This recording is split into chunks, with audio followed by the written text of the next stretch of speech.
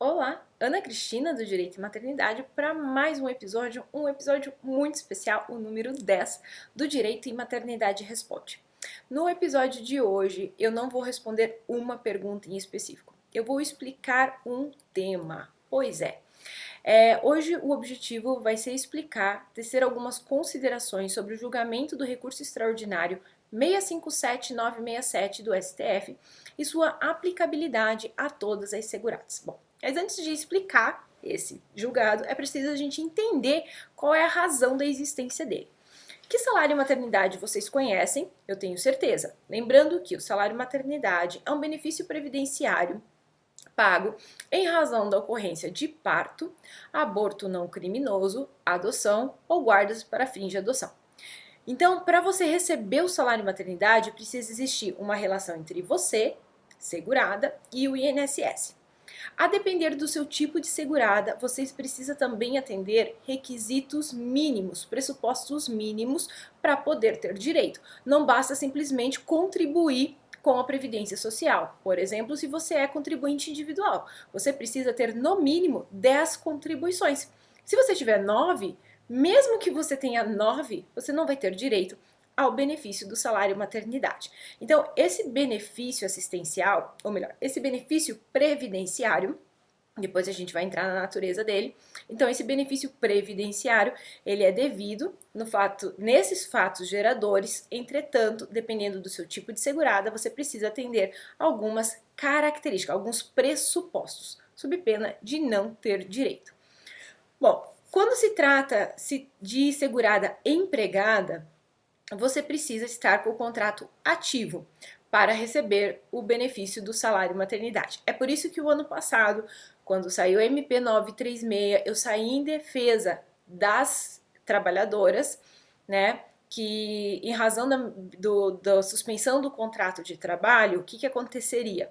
Não haveria mais o contrato ativo. As seguradas que seriam empregadas passariam, caso tivessem o bebê nesse período da suspensão, a sua qualificação de facultativo. E qual é a consequência? É que a base de cálculo para o valor do salário maternidade é diferente. E dependendo do seu histórico de contribuições, você poderia sim ter prejuízo. É por isso que eu saí na defesa e é claro, graças a Deus fomos ouvidos e no momento da conversão em lei houve a alteração, a correção para que não causasse maiores prejuízos às seguradas empregadas. Tá, mas o que acontece? Que quando você é segurada empregada, tá, a sua contribuição previdenciária, ela não é paga exclusivamente por você. Ela é paga uma parte por você e outra parte pelo seu empregador. Então, o desconto do INSS que vem na sua folha de salários, uma parte é paga pelo seu empregador e outra parte é paga por você. Diferente no meu caso, que sou autônoma. Quando eu faço a contribuição previdenciária, 100% da contribuição é minha. E aí eu escolho qual categoria, qual alíquota que eu quero me encaixar, se é 11% ou 20%, podendo em algumas seguradas ser inclusive 5%. Então, em razão dessa participação do empregador, no momento do desconto previdenciário, o empregador ajuizou uma ação perante a Justiça, né, para dizer que era inconstitucional essa contribuição no momento de recebimento do salário maternidade. Por quê? Porque a empregada não estaria trabalhando. Então não tem por que ele, empregador, fazer o recolhimento dessas contribuições previdenciárias. Então o caso chegou ao STF e o STF então precisou reconhecer ou não, ou melhor, analisar essa situação. Então, o salário maternidade, o que acontece em relação às trabalhadoras empregadas? É que, embora ele seja um benefício previdenciário, a cargo do INSS desde 1966, quem paga esse benefício é o empregador. Ele faz a intermediação entre o INSS e a segurada empregada, enquanto para as demais seguradas, quem faz o pagamento diretamente é o INSS. Entretanto, a sua natureza jurídica, ela sempre foi assistencial. Só que, mesmo sendo assistencial, ela passou a ser base de cálculo para a Previdência para incidência previdenciária, tanto por parte do empregador, nos termos de folha de pagamento, como no parte das seguradas, como salário e contribuição, respectivamente, com fundamento no artigo 195, incisos 1 e 2 da Constituição Federal, que há então a participação do empregador e da segurada para o pagamento da contribuição previdenciária. Tá? O que acontece? Então, esse empregador, ele não concordou com isso e ajuizou a ação. E chegou no Supremo Tribunal Federal a analisar, sob a ótica da Constituição, tanto da parte tributária previdenciária, se haveria constitucionalidade ou não desta cobrança. Tá? O resultado, de forma resumida, deste julgado são 4 pontos práticos. Primeiro, a fixação da tese 72. É inconstitucional a incidência da contribuição previdenciária a cargo do empregador sobre o salário maternidade. O que quer dizer essa tese? Lembra quando eu falei que quando recebe o salário maternidade tem um desconto previdenciário e que no caso de empregadas o desconto previdenciário parte seria pago pelo empregador e parte seria pago pela segurada? Pois é, o STF disse que é o seguinte, essa parte do empregador é inconstitucional, então não pode haver. Aí, o que mais tem a ver quais são os outros pontos que tem decorrentes desse julgado? Ele reconheceu que a salário maternidade não se configura contraprestação de serviços prestados pela empregada. Ou seja, o salário maternidade, ele tem sim natureza assistencial e de nenhuma forma ele vai ter natureza salarial. Essa identificação é muito importante para a gente compreender os fundamentos futuros. Terceiro ponto que teve esse julgado. Além de fixar essa tese, ele declarou, ainda que incidentalmente, a inconstitucionalidade do parágrafo 2º do artigo 28 da Lei 8.212 de 91. E também declarou a inconstitucionalidade da parte final da linha A do parágrafo 9º do artigo 28 da Lei 8.212 de 91. O que diz esses dois artigos, essas duas partes que foram declaradas inconstitucionais? Lá estava dito que o salário maternidade seria considerado salário contribuição, logo, ele seria a base de cálculo para descontos previdenciários.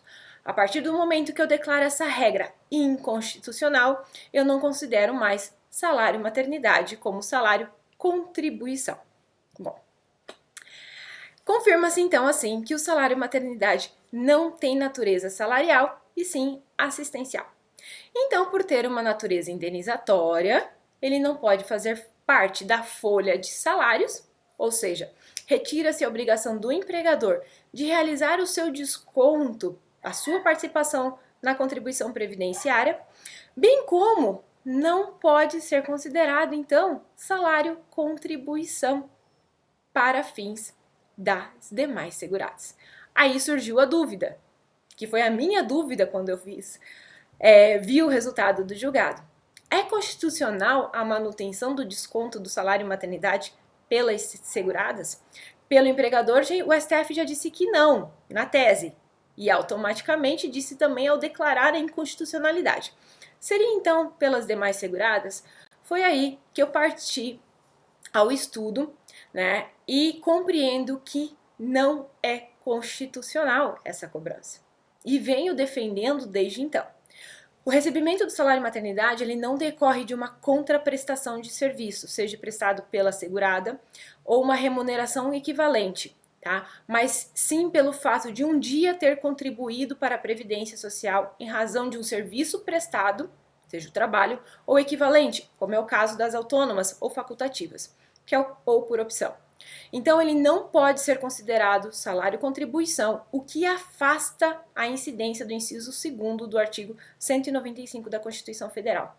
Aceitar uma posição contrária a essa é dar ao salário-maternidade uma natureza diversa do que ele tem, que é para ser assistencial.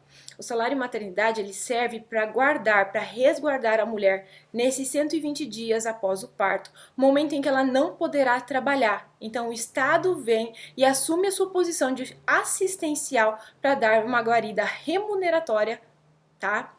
É uma assistência pecúnia mesmo, tá? Material à mulher.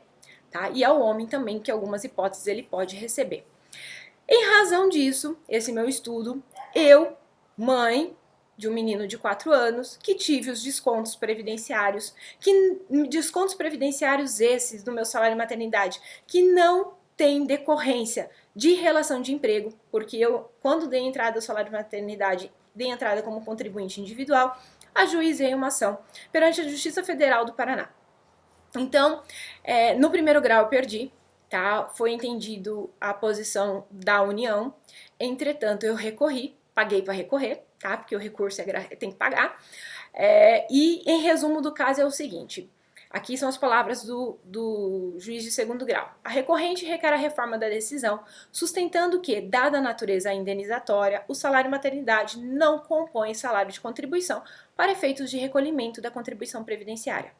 Ainda destaca no julgamento, né, do recurso extraordinário, já decidiu que é inconstitucional o parágrafo 2º e parte final da linha A do parágrafo 9º, ambos do artigo 28 da Lei 8.123 de 91. Tá, bom. Afastado o caráter salarial da remuneração, a incidência de contribuição previdenciária sobre o referido valor não encontra albergue nos artigos 194 e 195 da Constituição Federal. Destaca o juiz, cabe ainda fazer um paralelo ao benefício do auxílio-doença, o qual também, em razão da sua natureza previdenciária e caráter indenizatório, não sobre a incidência de contribuição. Não sofre, né? Seria a incidência de contribuição previdenciária. O fato da empresa efetuar o pagamento do salário maternidade diretamente ao empregado não transmuda tal situação, pois o referido valor será ressarcido pela empresa mediante compensação ou restituição perante o INSS.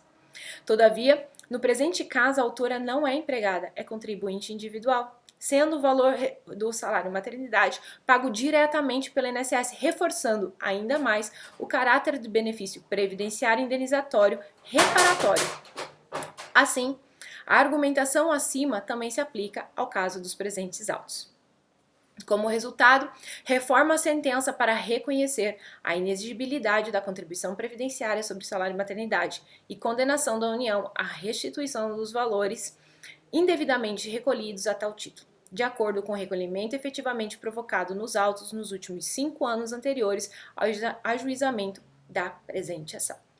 Ou seja, eu confirmei judicialmente a minha tese, que é a declaração de inconstitucionalidade do artigo 28, parágrafo 2º, a parte final da linha A do parágrafo 9º, este mesmo artigo, é aplicável a todas as seguradas.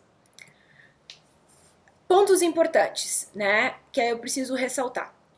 O julgado, ele não modulou os efeitos, ou seja, o STF não disse esta sentença tem aplicabilidade daqui para frente.